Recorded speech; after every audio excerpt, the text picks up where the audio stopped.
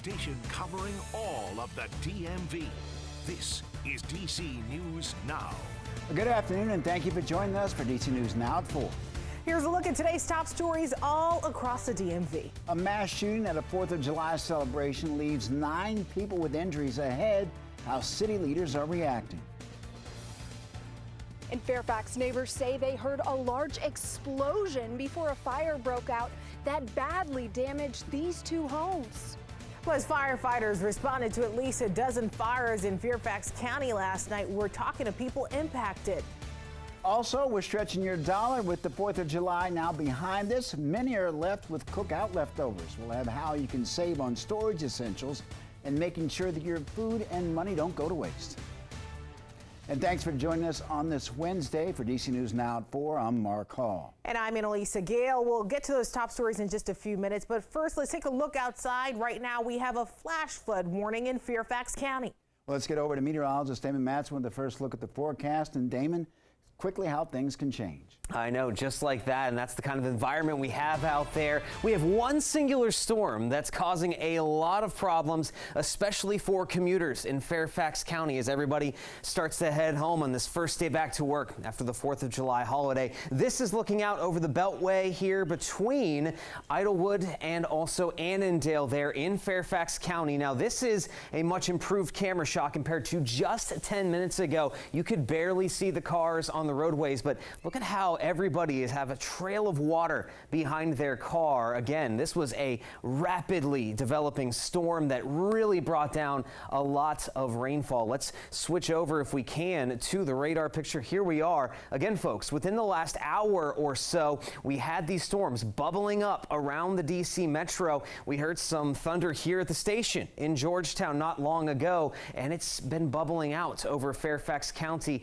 ever since. Now, let's go ahead and zoom in a little bit closer to this storm system here. We still have this flash flood warning right here in this polygon. It goes until 6:30. Now, the good news is the latest scan of this storm shows that it is, for the most part, starting to lighten up in terms of that rainfall. But we have had so much rain over areas like Annandale, Fairfax, over toward Idlewood, that those low-lying areas, those flood-prone areas, likely are beginning to flash flood out there. And just got a note from Brittany Ward, forecaster here. She did tell me that 2.76 inches of rain fell at Fairview Park from this storm in the last hour, folks. That is the type of rainfall that can cause flash flooding in an instant. So we're going to continue to keep an eye on this cell. It is still bubbling to the south a little bit toward Burke and Newington. So we're watching that. And we do also have a couple of heavier downpours back over the river into Prince George's County. We'll also keep a very close eye on those as well. Will there be any other storms developing as we go throughout the evening? Any other areas of concern? And are we expecting additional chances of rainfall that could cause some other flash flooding issues for us later this week? We'll have a full check of that forecast coming up in just a bit. All right, Damon, thank you. And D.C. police are looking for those responsible for shooting 9 people in Northeast D.C. early this morning. Yeah, the victims include a 10-year-old and a 17-year-old. It happened along Meade Street in the Deanwood neighborhood. Our Daniel Hamburg has been live in that neighborhood all afternoon, where there was a press conference a few hours ago. Now, Daniel, what did leaders, including the mayor, have to say? Well, the mayor basically said that there are too many guns on the street. Police reiterated all 9 of those victims are expected to survive. Police say they had a presence throughout the area throughout the night, although some of the people who live here say they didn't see them much during the actual night. Now, you can see right behind me, there is still glass on the ground that is from the shooting.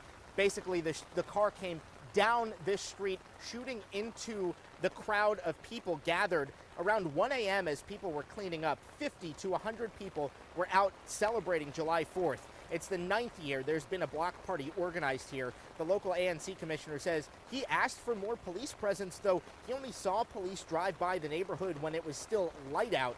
The woman who's planned this block party for the last 9 years says she saw the shooter hanging out of the sunroof. She says it's the first time this party has ever had violence. Her sister and nephew were among the victims. It was just like people just coming out of nowhere. Somebody got shot here, somebody shot. It's like you don't know where to go at to help or none of that. It appears the folks that were outside merely celebrating the 4th of July were targeted, and we're trying to figure out why. So other than that, not much information police have put forth other than the fact that there was a dark-colored SUV that was involved in this shooting. Coming up at 5, you'll hear more from the organizer of this event and from police and the mayor for what they had to say in response to this mass shooting. We're live in Northeast. Daniel Hamburg, DC News Now. Daniel, thank you. And take a look at this map. Last night's mass shooting wasn't the only shooting that D.C. police responded to. There were at least 7 other shootings between 8 p.m. and 3 a.m.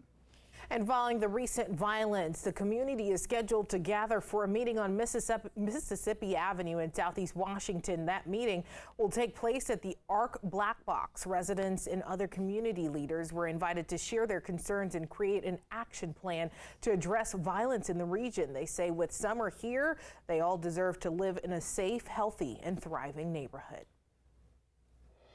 Developing now, Fairfax emergency responders say that there were 12 fires across the county last night, and while the cause is not known, Fire and Rescue is reminding everyone to dispose of fireworks responsibly. 2 house fires and an apartment fire were among the calls that Fairfax County Fire and Rescue responded to. DC News Now's Haley Milan is in Fairfax County, where one family is displaced. Neighbors here in Fairfax say it was a shocking scene as the fire broke out late at night. Flames going high above this 2-story home, even melting the siding off of the next door neighbor's house. One woman tells me she held a little boy who had just escaped from the home, and it was unlike anything she's ever experienced. I saw the house, and until I saw the child, I was like just shaking. And then I saw him, and he just came and gave me a hug, and he was shaking. As Tasia Neelakantan's neighbor's home went up in flames, she was panic-stricken until she saw that the family escaped. He said, "Will everything be okay?" I told him, "Yeah, you're safe. It'll be fine." He had tears in his eyes, and for a little child, you think home is a safe place to be in. One person went to the hospital for minor injuries. Neighbors say they heard what sounded like a large explosion hours after fireworks celebrations had ended. A busy night for Fairfax Fire and Rescue, responding to 2 house fires, an apartment fire, and 9 outdoor fires. Among those, no serious injuries are reported. That I wish they could recover some memories out of this house, and hopefully there are some remnants here. They can take it out and rebuild. Investigators haven't said what caused this fire here, but fire officials do say that this time of year, fires are often caused by fireworks that are improperly disposed of. In Fairfax County, I'm Haley Milan, DC News Now. Haley, thank you. New tonight, starting this month, the city of Tacoma Park is joining the growing list of regions working to protect tenants from rent hikes. From July 1st to June 2024, next summer, rent cannot be increased by more than roughly 4% in occupied units, specifically for multifamily rental units and rental condos. Landlords must also provide tenants with a 2-month written notice before raising the rent. Some units, including rental units under the Housing Choice Voucher Program and newly constructed rental units, may be exempt from the rent stabilization policy. Well, Montgomery County is taking steps to help expectant moms under Maryland's Healthy Baby Equity Law. The county will provide mental health services, breastfeeding supplies, testing, and transportation. Now, pregnant women who are not citizens meet the federal poverty line of 250% are eligible. The county is also offering special sign-up dates to help families. We want to ensure that they are aware of this important program so that they can get the prenatal as well as the postnatal services that they need in order to improve birth outcomes. Well, the first sign-up date will take place this Saturday in Silver Spring from 8:30 a.m. until 3 p.m. Additional sign-up dates are expected across the county. Well, new this afternoon, an investigation continues after a Germantown man drowned while swimming in the Potomac River near Harper's Ferry. Stephen Cohen has the latest. The victim is identified as a 44-year-old Montgomery County man. Daniel Aldazabal Cucho and two friends were fishing on the bank of the Potomac River in Frederick County on Tuesday. According to the Maryland Department of Natural Resources, around 5 p.m., Cucho and his two companions attempted to swim to a rock island. Fisherman Albert Barnes has spent decades on the river. It ain't that deep, but it can sweep you right out. And that's the trouble with most people. They don't respect it. And that may have been what happened. Cucho yelled for help and suddenly slipped below the water. The two men tried to rescue him but were unsuccessful. Like Barnes, Diane Collins is a river enthusiast. She says that part of the river can be treacherous. And have some swift currents. And you have to wear a life jacket. If you're not a really good swimmer and you're not comfortable, you need a life jacket. Anything can happen. You know, sometimes there's things that happen that's just out of your control. But most of the time it's because people don't respect the water. Dive teams with help from fire department boats tried life-saving measures and took Cucho to a medic on shore in Jefferson County, West Virginia, where Cucho was pronounced dead. What you have to do is respect this river. A report will be issued by West Virginia medical examiners. Reporting from Knoxville, Maryland, Stephen Cohen, DC News Now.